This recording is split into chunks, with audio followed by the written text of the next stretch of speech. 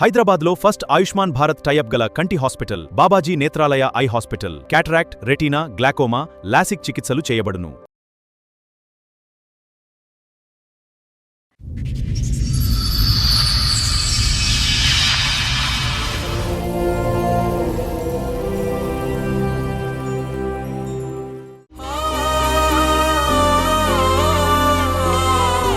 అదేంటి అక్కడ కుర్చీలు ఉన్నాయమ్మా, కుర్చీలో కూర్చోండి, సేఫ్ లో కూర్చోండి, లేకండి.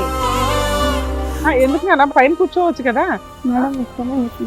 అక్కడే కూర్చుంటారా? ఎందుకు మేడం తమ్ముడు మేము చిన్నప్పుడు కాంచెలు కలిసిమెలిసి ఉన్నాము, కొంచెం వాళ్ళిద్దరు మా మీద అనుమానం పడతారు మేడం.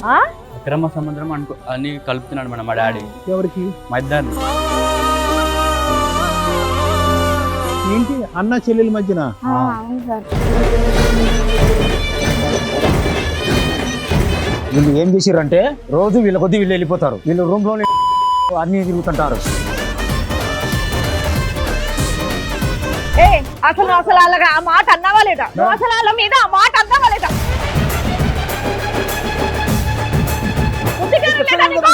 ఏం చెప్పేది?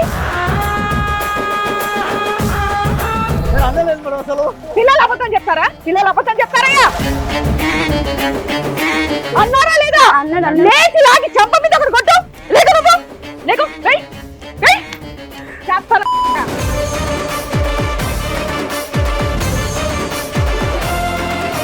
పిచ్చి పిచ్చి మాటలు, పిచ్చి పిచ్చి వాగుళ్ళని బుద్ధలేదా?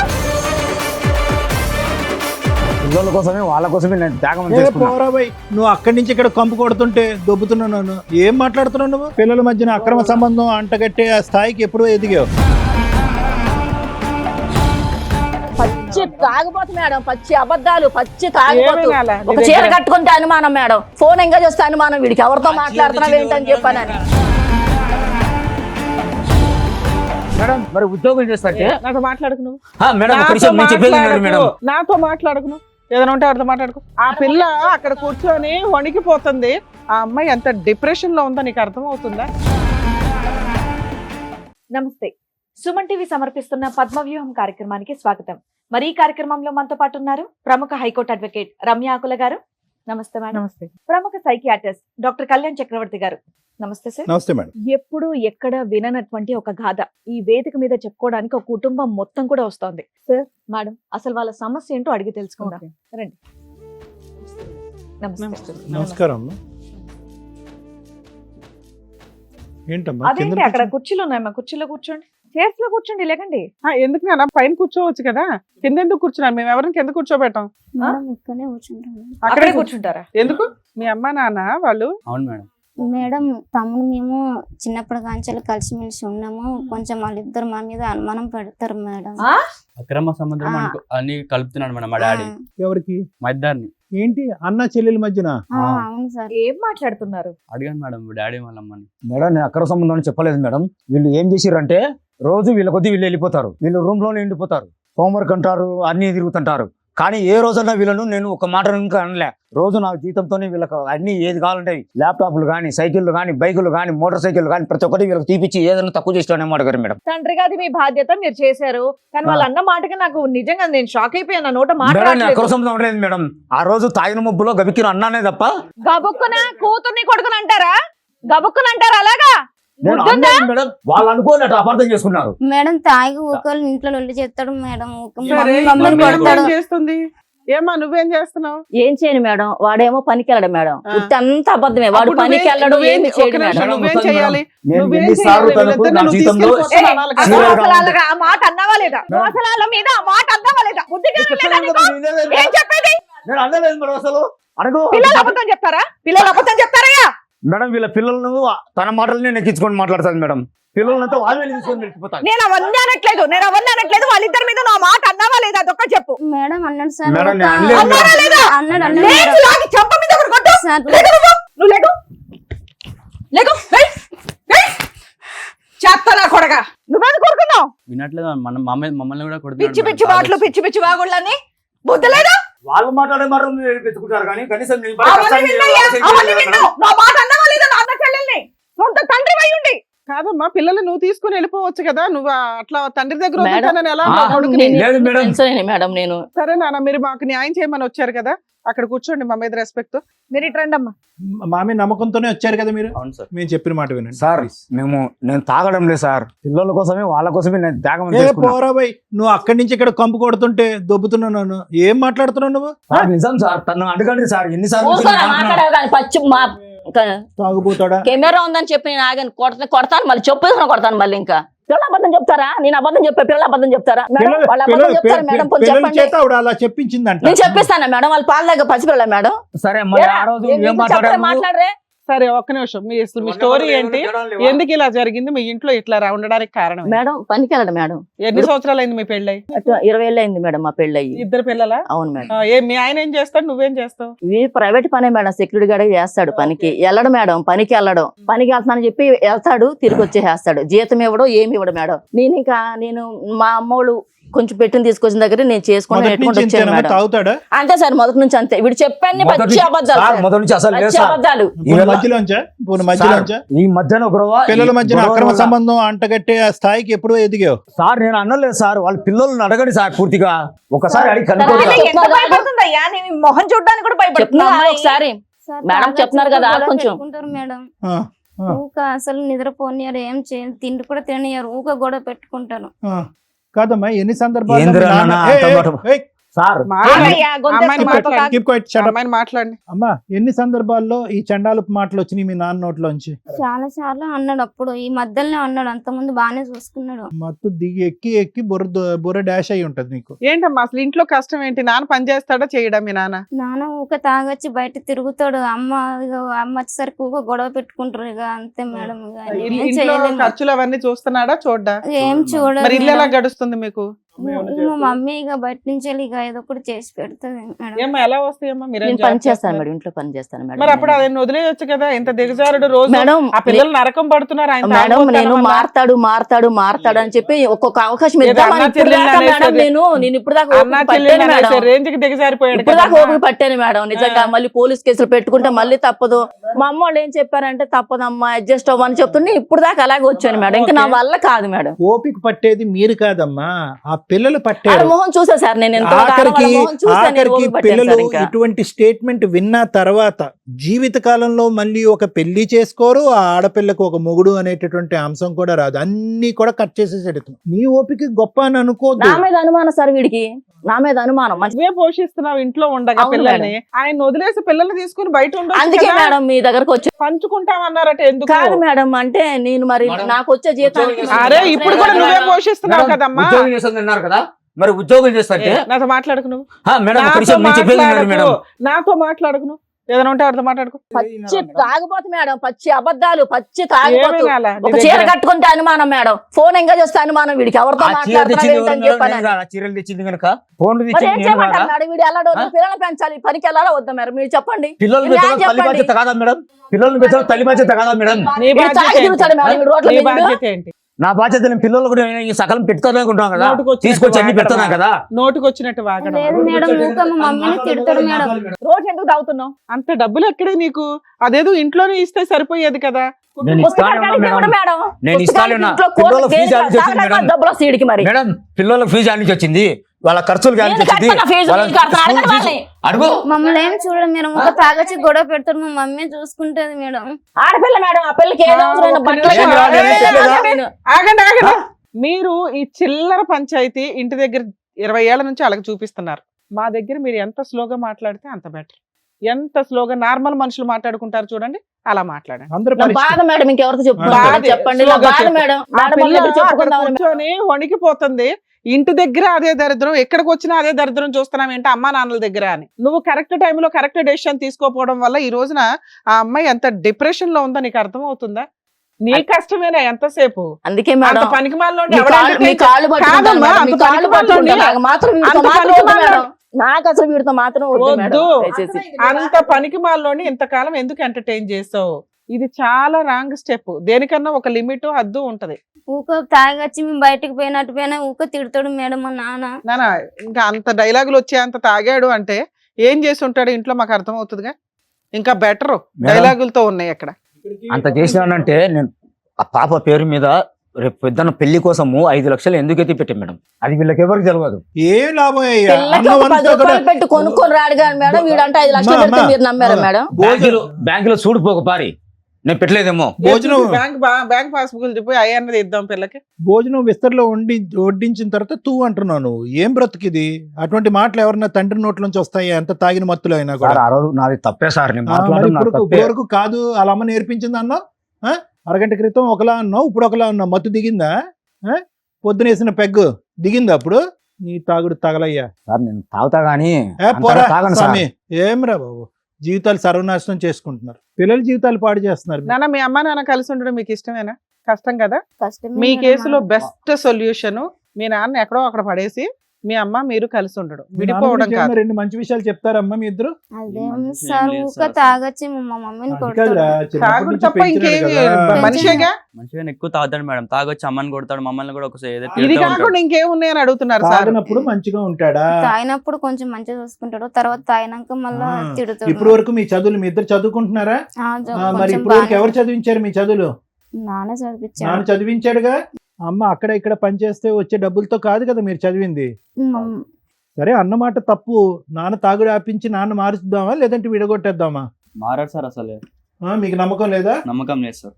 అరే నాన్న, నేను ఇంకా ఒకసారి అన్నాను రా, తాగను రా పోన్లేండి సార్, చిన్న ఆగండి, మాట్లాడదాం పాప. మాట్లాడదాం ఆగండి. నానా, సారీ రా, ఆ రోజు కోపంలో కొట్టాను కానీ ఉట్టిదే సార్, అవన్నీ మళ్ళా ఉట్టిదే. కొట్టండ్రా. మళ్ళీ ఒక 10 నిమిషాలే సార్, మళ్ళీ ఇంటికి వెళ్తే మళ్ళీ మామూలే. అవన్నీ డ్రామా, వారంతా డ్రామా.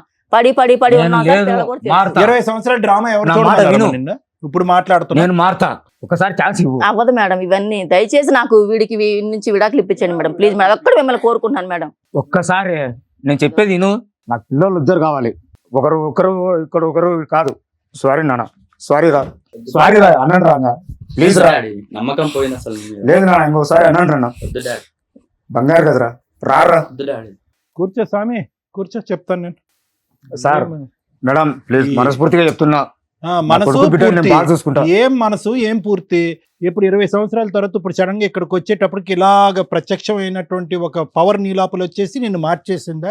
ఇటువంటి సీన్లు ఎప్పుడు చూడలేదా 20 సంవత్సరాల్లో? ఇటువంటి వాగ్దానాలు నువ్వు ఎప్పుడు చేయలేదా? ఇటువంటి కంటతడి ఎప్పుడు మీ పిల్లల కళ్ళల్లో నువ్వు చూడలేదా? ఇప్పుడు సడన్ గా వచ్చేటప్పటికి ప్రత్యక్ష దైవాల దగ్గరికి వచ్చినట్టుగా మారిపోయినట్టు ఇంకో పెగ్గేస్తే కనుక నీ అసలు రూపం ఏంటనేది బయటకు వచ్చేస్తుంది. ఇంకా తాగండి సార్, ఇక్కడే ప్రొవైడ్ చేస్తాం ఒక పెగ్గు. ఇంకా తాగండి సార్. మరి ఏం మాట్లాడుతున్నావు? ఈ డ్రామాలన్నీ తాగవా? వద్దురా భయ్. ఏదైనా ఇంకా పని కాసేపట్లో జరిగే పడకపోతే వణిగిపోయేలాగా ఉన్నావు నువ్వు. పని జరిగే మాటలు మాట్లాడండి. ఇక్కడికి వచ్చిన తర్వాత పనులు అయ్యేటటువంటి రోజు ఇంట్లో మాట్లాడుకునే ప్రామిసులు, పిల్లల దగ్గరికి వెళ్ళటం, కన్నీళ్లు తోడటం, రేపొద్దునకల్లా మళ్ళీ షారా మామూలే. నువ్వు చేయలేదు అనట్లేదు. నీ పిల్లలు మా నాన్న చేశాడు, మా స్కూల్ ఫీజులు కట్టాడు. ఇందాక నేను అన్నాను కదా, విస్తర్లో అన్నం వడ్డించిన తర్వాత తూ అని ఉమ్మేయటం. ఇక్కడ ఎవరిది తప్పు?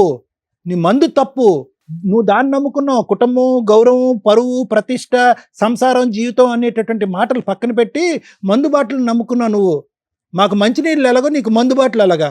నువ్వు అది తాగితే కానీ నిద్ర లేవు, అది తాగితే కానీ పడుకోలేవు, అది తాగితే కానీ తినలేవు, అది తాగితే కానీ ఒక మనిషిలో ఉండలేవు. నీవు మర్చిపోతుంది ఏంటంటే కనుక ఆ మందు అనేటటువంటిది నీ మనస్తత్వాన్ని, నీ ఆలోచన, నీ వ్యక్తిత్వాన్ని, నీ వ్యవహారాన్ని, నీ జీవితాన్ని, నీ కుటుంబాన్ని మొత్తం అంతటినీ అది శాసిస్తుంది. ఈరోజు ఈ ముగ్గురు వదిలేస్తే ఏంటో తెలుసా నీ పరిస్థితి? రోడ్డు మీద అడుక్కు తింటావు. ఎందుకో తెలుసా? వెళ్ళి ఒకసారి నీ లివర్ టెస్ట్ చేయించుకో. ఒకసారి వెళ్ళి నీకు బ్రెయిన్ స్కాన్ కొట్టిద్దాం, ఎలా ఉంటుందో నీ బ్రెయిన్ ఎలా ఉంటుందో.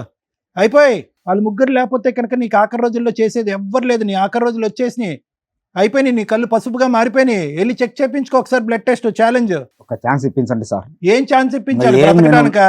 నా భార్య భవిష్యత్తుగా, పిల్లలను కనీసం పిల్లలుగా? ఒక మాట కనుక అనండి సార్, నీకు ఒక తాగనక తాగండి ఛాన్స్, సార్. నీకు ఛాన్స్ ఇప్పిస్తే ఆ పిల్లల జీవితం ఏంది? నీకు ఛాన్స్ ఇప్పిస్తాం, పిల్లల జీవితం ఏంటి? రేపొద్దు నువ్వు మళ్ళీ ఒక పెగ్గేసి డ్రింక్ తాగిన తర్వాత ఇదే మాట రిపీట్ చేయమంటాను గ్యారంటీ ఇంకా ఏంటి? తాగండి సార్, నీ ఒక చేత ఛాన్స్ సార్. నీ చేత మాట్లాడించేది నువ్వు కాదు, నీ మందు బాటలు. అది నువ్వు మర్చిపోతున్నావు. నీ చేత మాట్లాడించేది నువ్వు కాదు, నీ మందు బాటలు. నీకు మత్తు దిగటం వల్ల ఈ రోజు బ్యాలెన్స్ అయ్యో. ఇంకో గంట అవుతే కనుక పెగ్గు లాగిస్తావు నువ్వు, మళ్ళీ బ్యాలెన్స్ తప్పుతావు, మళ్ళీ ఇదే మాట అంటావు గ్యారంటీ. సార్ లేదు సార్, ఇంకా తాగండి సార్, నా పిల్లల కోసం. ఒక్కటి నేను చెప్పేది విను సార్. నువ్వు మనిషి మంచోడువే, కానీ తాగి తాగి తాగి తాగి నీ బ్రెయిన్ భ్రమించింది. ఏం డాక్టర్ గారు ఇతను మంచోడు ఎందుకంటారు అంటే కనుక, ఈరోజు తాగినప్పుడు నువ్వు మాట్లాడేటటువంటి మాటలు, తాగినప్పుడు నువ్వు పడినటువంటి కష్టం వీళ్ళు ముగ్గురు చూశారు. కానీ తాగిన తర్వాత నువ్వు వ్యవహరించే తీరు ఏదైతే ఉందో చూడు, అది ఏం చేస్తుందంటే నీ మంచితనాన్ని, నీ కష్టాన్ని, 20 సంవత్సరాలు నువ్వు కింద మీద చెమట ఒడిచినటువంటి తత్వాన్ని అంతా కూడా ఒక దుప్పటి కప్పేసింది.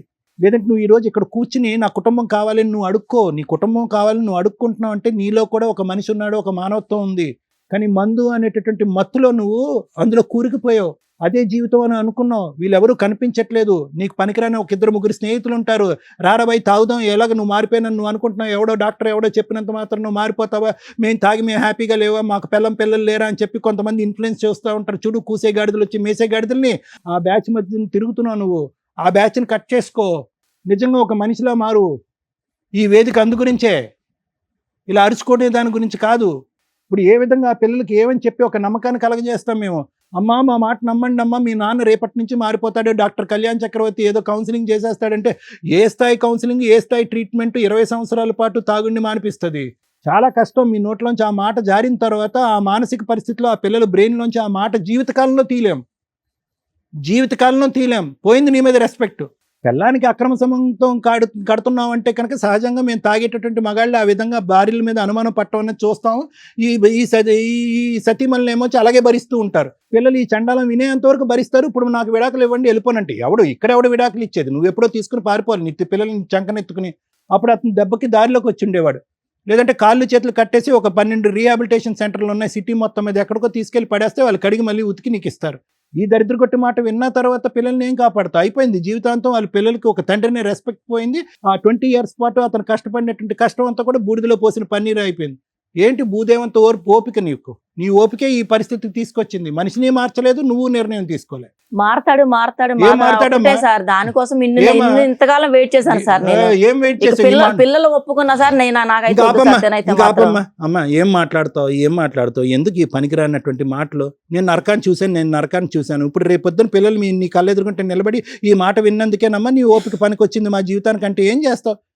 ఏ కూలో నాలో చేసుకుని బతకచ్చుగా. అమ్మ పిల్లలు, ఒకటి నేను చెప్తున్నాను వినండి. ఏదైతే వినకూడనటువంటి మాట మీరు విన్నారు, మీకు ఒక్క అవకాశం నేను ఇస్తున్నాను. ఓకే, ఆ పిల్లలుగా మీరు చిన్నపిల్లలు, మీకు అంత ఆలోచన, అంత లోతుగా వివరించి, అంత అనుభవం, అంత వయసు లేకపోయినా కూడా ఒక్క మాట నేను మిమ్మల్ని అడుగుతున్నా, ఆలోచించుకోండి. ఫైనల్ నిర్ణయం మీదే. ఎప్పుడు మేము పెద్దలను అడుగుతాం, పెద్దలు మీరు ఏం నిర్ణయం తీసుకున్నారు, కలిసి ఉండాలనుకుంటున్నారా, విడిపోవాలనుకుంటున్నారా అని అంటాం. కానీ ఫస్ట్ టైం మీరు మీ అమ్మా నాన్నని లాక్కుని వచ్చి ఇక్కడ కూర్చోబెట్టారు. ప్రధానంగా ఎందుకు వచ్చారంటే మీరు తెలుసా? వాళ్ళు విడిపోవటం కాదు, మమ్మల్ని కూడా విడగొడదాం అంటున్నారు అనేటటువంటి ఆలోచనతో ఒకటి వచ్చారు. రెండోది ఏంటంటే ఒక తండ్రి నోట్లోంచి ఇలాంటి మాటలు వినొచ్చా డాక్టర్ గారు అనేటటువంటి మాటతో మీరు వచ్చి ఇక్కడ కూర్చున్నారు. రెండు చాలా న్యాయమైనటువంటి పోరాటాలే. ఒక్క సెకండ్ కూడా ఆ మనిషి ఎదురుగుండా ఉండమని నేను చెప్పను. కానీ ఏదన్నా ఒక ఆలోచన, ఒక అవకాశం ఉంటే కనుక అతనికి మనం ఏదైనా సెంటర్లో అడ్మిట్ చేసి, కౌన్సిలింగ్ కూడా వద్దు, ఏదన్నా ఒక సెంటర్లో అడ్మిట్ చేసి అతనికి ఒక 6 నెలల పాటు ట్రీట్మెంట్ ఇద్దాం, లేదంటే ఒక 3 నెలల పాటు ట్రీట్మెంట్ ఇప్పిద్దాం. వినండమ్మా. ట్రీట్మెంట్ ఇచ్చిన తర్వాత మనిషిలో ఎంతవరకు మార్పు వచ్చింది అనేది గమనించండి పిల్లలు మీరు. లేదు యథారాజ తథా ప్రజ అనేటటువంటిది ఏదైతే ఉందో ఇదే నిర్ణయం మీరు 3 నెలల తర్వాత తీసుకోవచ్చు. మీ నాన్న అడుక్కుంటున్నాడు, కాళ్ళ వేళ పడుతున్నాడు కాబట్టి. నాకు నమ్మకం లేదు, కానీ ఒక్క ప్రయత్నం. ఎందుకు ఇప్పటి వరకు మీ అమ్మ చేయనటువంటి ప్రయత్నం నేను చేశాను. మీ అమ్మ ఇప్పటి వరకు ఎప్పుడో ఈ సలహా తీసుకుని ఉంటే ఒక డాక్టర్ దగ్గరికి వెళ్ళో, ఒక హాస్పిటల్కి వెళ్ళో, ఇంకో చోటకి వెళ్ళో, ఏమండి ఇతను వ్యసనాలకి బానిసయ్యాడు, ఇతనికి ఏం చేద్దాం అనేటటువంటి ఒక సలహా సూచన తీసుకుంటే కనుక ఏ డాక్టర్ అయినా కూడా ఈ సమస్యకి ఇటువంటి పరిష్కారం చెప్పి ఉండేవాడు. ఒక సైకియాట్రిస్ట్ అక్కర్లే, ఒక మానసిక వైద్య నిపుణుడు అక్కర్లే, ఏ పెద్ద మనిషి దగ్గరికి వెళ్ళినా చెప్పి ఉండేవాడు. ప్రయత్నాలు లేకుండా ప్రతిరోజు గడప దగ్గర కూర్చుని ఈరోజు మారొస్తాడు, తాకుండా వస్తాడు, మారొస్తాడు, తాకుండా వస్తాడు అంటే కనుక ఎలా అవుతుంది అది? అందులో అతనిలో ఉన్న అతీతమైన శక్తి ఏంటి? ఆపండి ఒక్క నిమిషం, నేను పిల్లల్ని అడుగుతున్నాను. ఆలోచించుకోండి అమ్మా. మీకు అర్థం కాకపోతే రేపు మళ్ళీ నా క్లినిక్కి రండి, మీకు వివరంగా నేను చెప్తా. అంటే ఈ ట్రీట్మెంట్ ఎలా ఉండబోతుంది, దానివల్ల వచ్చిన ప్రభావాలు ఏంటి, అందులో ఎంత శాతం మంది మారుతారు, మారినటువంటి వాళ్ళు జీవితాంతం మారుతారా, కొంతకాలమే మారుతారా, ఒకప్పుడు ఇంటికి వచ్చిన తర్వాత ఎంతకాలం ట్రీట్మెంట్ వాడాలి అనేటటువంటి అంశాలన్నీ చెప్తాను. నిర్ణయం మీది. ఈరోజు వద్దు అనుకుంటే కూడా దానికి కూడా ఓకే. నేనేంటంటే ఆ తెల్లగోడ మీద ఉన్న ఆ నల్లమచ్చే కాదు, ఏమన్నా ఒక తెలుపుదనం ఉందా మీ నాన్నలో, ఇంతకాలం మీ ప్రయాణంలో, మీ జ్ఞాపకాల్లో ఒక్కసారి ఆలోచించుకోమంటున్నా. వద్దు అనుకుంటే వెళ్ళిపోండి, నేనేమీ మిమ్మల్ని బలవంతం పెట్టను. ఎందుకంటే మీరు ఆల్రెడీ ఏదైతే మాట వినకూడదో ఆ మాట మీరు ఆల్రెడీ వినేశారు కాబట్టి. లేదు ఒక అవకాశం ఇద్దాము, నాన్న ఏమీ చంపలేదు, ఇంకోటి ఏమీ చేయలేదు, 3 నెలల పాటు హాస్పిటల్లోనే ఉంటాడు, ఇంట్లో ఉండడు, రీహాబిలిటేషన్ ట్రైనింగ్ ట్రీట్మెంట్ తీసుకుంటాడు, తర్వాత ఇంటికి వస్తాడు.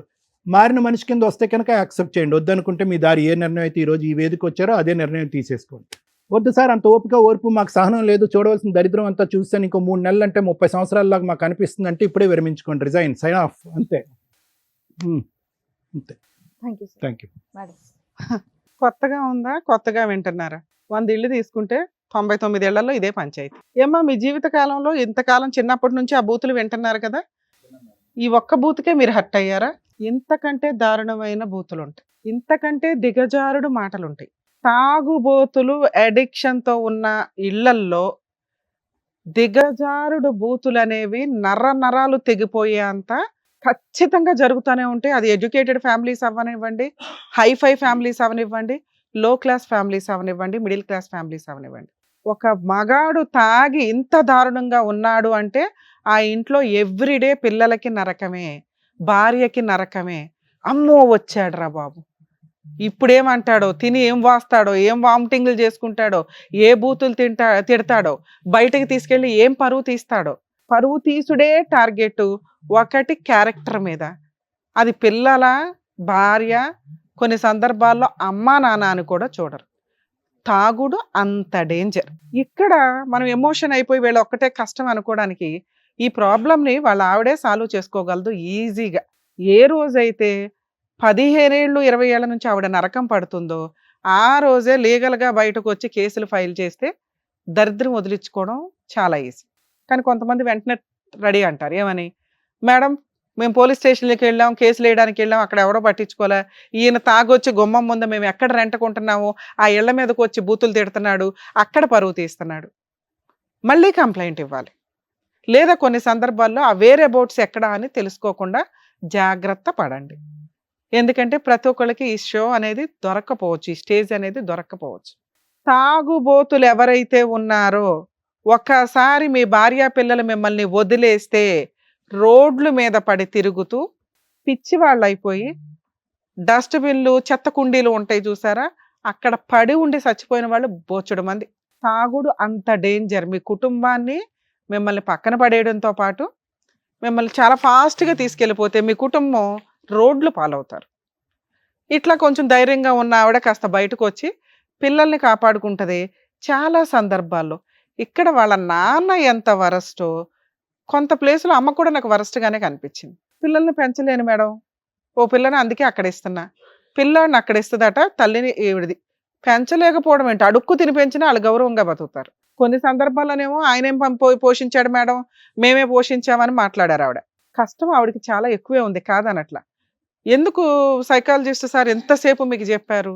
ఇలాంటి వాళ్ళు ప్రతి ఇంట్లో ఉన్నారు. ట్రీట్మెంట్కి అవకాశాలు ఉన్నాయి, రీహాబిలిటేషన్ సెంటర్లకు పంపించి క్యూర్ చేసుకొని ఉంటే ఇంత దిగజారుడు మాటలు వచ్చేవి కాదు.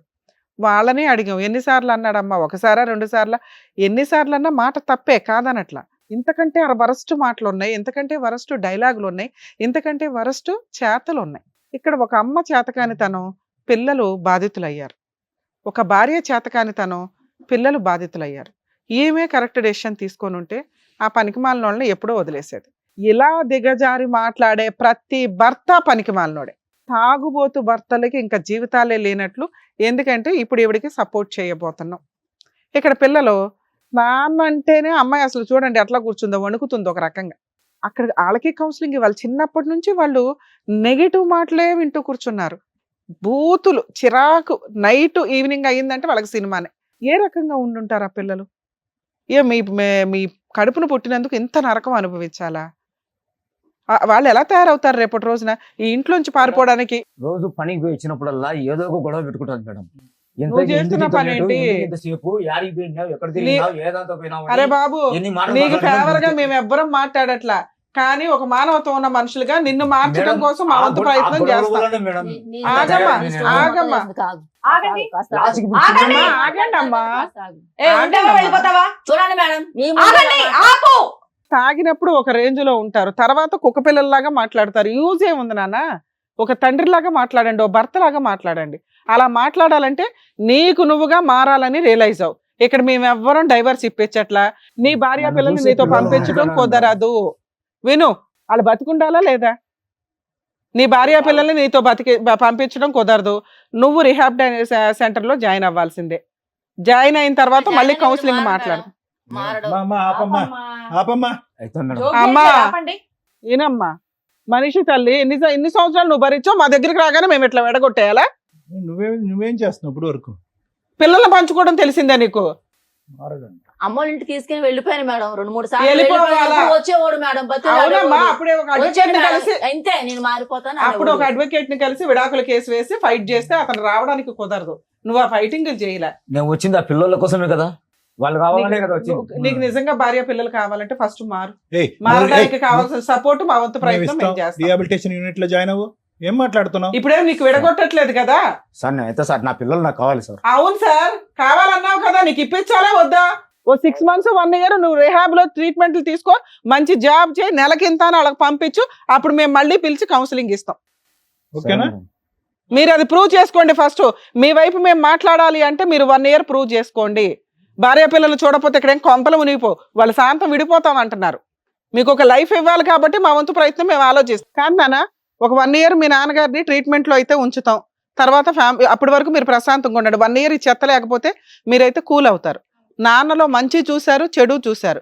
మీకు తెలుసు ఆయన నోరు జారి అన్కాన్షియస్ లో మాట్లాడాడే తప్ప రియల్ గా మీ మీద అటువంటి ఇదేమీ లేదు. దాన్ని మీరు హైలైట్ చేసి మీ పరువులు తీసుకోకండి. ఇంతకంటే బూతులు మాట్లాడాడుగా. ఇక్కడ ఏదో వర్కౌట్ అవుతుందని మీ అమ్మ ఒక డైలాగ్ చెప్పగానే ఇక్కడికి వచ్చి మీరు ఆ డైలాగ్ చెప్పగానే మేము నమ్మం. సార్ నమ్మారా? నమ్మలా? నేను నమ్మను. మాట అన్నాడు నిజమే, కానీ ఇంటెన్షన్ వేరు. బూతులు తిట్టడం, మిమ్మల్ని ఇన్సల్ట్ చేయడం వాళ్ళకి అలవాటు. ఆ అలవాటు చేసింది ఎవరు? మీ అమ్మ. మీ అమ్మే ఆ రోజు డెసిషన్ తీసుకొని ఉంటే మేము ఇట్లా మాట్లాడే వాళ్ళమే కాదు. మీ నాన్నకి ట్రీట్మెంట్ కౌన్సిలింగ్ అవసరం, ఇస్తాం. ఇంతే. 1 year తర్వాత మీరు మళ్ళీ రండి.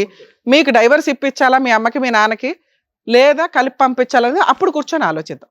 ప్రజెంట్ సిచ్యువేషన్కి మీ ప్రాబ్లం సొల్యూషన్ ఆయన మీ దగ్గరికి రాకుండా ఆపుతాం 1 year. ఆయనకి ట్రీట్మెంట్ కౌన్సిలింగ్ ఇస్తాం. మంత్లీ ఒకసారి మీ ముగ్గురు వెళ్ళి కనిపించరండి. మీ అమ్మ కనిపించకపోయిన పర్ల మీరిద్దరు, నాన్న కూడా మీకు అవసరం కాబట్టి కనిపించడానికి వెళ్ళండి. అలాగే మేడం. అర్థమవుతుందా? ఇగో నువ్వు తాపత్రయపడిపోయి నా పిల్లలు నీ పిల్లలు ఎక్కడికి వెళ్ళట్లా. నువ్వు కౌన్సిలింగ్ ట్రీట్మెంట్లో జాయిన్ అవ్వాలి. మా వాళ్ళు అక్కడ కూర్చోండి, మా వాళ్ళు చేర్పిస్తారు. సరే. ఏం సార్ అంతే కదా? ఎందుకంటే ట్రీట్మెంట్కి ఇవ్వడం బెటర్. అతనికి తప్పకుండా 1 year గ్యాప్ ఇద్దాం. నానా రేయ్ చిన్నోడా, పెద్దోడు దగ్గరికి వెళ్ళి చేయి తీసుకుని క్షమాపణ అడగండి. ఓకే? నాన్న మీరు చాలా విషయాల్లో హర్ట్ అయ్యారు కదా, మీ నాన్న చేత సారీ సారీ చెప్పారు. నాన్న, మీ గురించి ఖచ్చితంగా నేను ఒకసారి మారొస్తాను. సారీ రా. నాన్న ఒకసారి పిలవర్రా. అలాగే నాన్న. ఓకే. సరేనా? కూర్చోండి. ఇప్పుడు వాళ్ళ కోసం అన్నా ఇప్పుడు మేడం సార్ చెప్పినట్టుగా ట్రీట్మెంట్ తీసుకొని మంచిగా మారి వెళ్ళండి. ఖచ్చితంగా మేడం. సరేనా? ట్రీట్మెంట్ తీసుకుంటాను. నువ్వన్నా ఇంటావా? వింటర్లే. ఆవిడతో మాట్లాడే రైట్స్ నీకు ఇప్పుడే లేవు. పిల్లల గురించే మేము మాట్లాడుతున్నాం. అంతే. మీ ఆవిడ నీతో ఉంటదా ఉండదా అనేది 1 year తర్వాత మాట్లాడదాం. బయలుదేరండి. వాళ్ళు కావాలి అంటే నువ్వు మారి ప్రూవ్ చేసుకో. వెళ్ళండి. బాయ్ అమ్మా, జాగ్రత్త. జాగ్రత్త. All the best. Thank you sir. Thank you madam. Thank you madam. వచ్చిన వాళ్ళకి కరెక్ట్ గా బుద్ధి చెప్పారు sir. Madam thank you. Thank you. మరో కథతో మళ్ళీ కలుద్దాం.